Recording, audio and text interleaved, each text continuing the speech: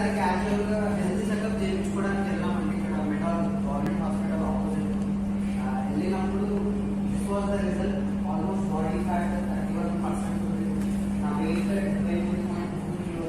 Visual fat అంటే belly fat, నడుము fat, BMI 29. అన్నీ ఉన్నదానికంటే ఇంకా డబల్ త్రిబుల్ ఉన్నాయన్నమాట. సో ఆ టైంలో సన్నగా కావడానికి కొన్ని వెతుకుతూ ఉన్నా అనమాట.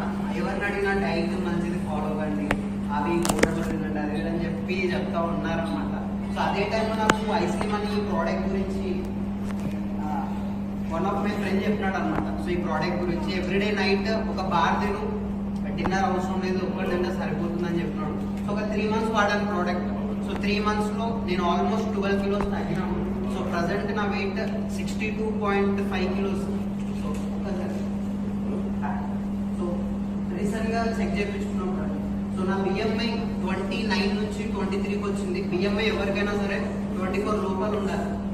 బాడీ ఫ్యాట్ 31% నుంచి 19.2%, ప్రజెంట్ 18% బాడీ ఫ్యాట్ ఉంది. And visual fat, belly fat so 13 నుంచి 7కి వచ్చింది. సో ఈ ప్రోడక్ట్ వాడడం వల్ల ఒక పెద్ద ప్రాబ్లం ఏంటంటే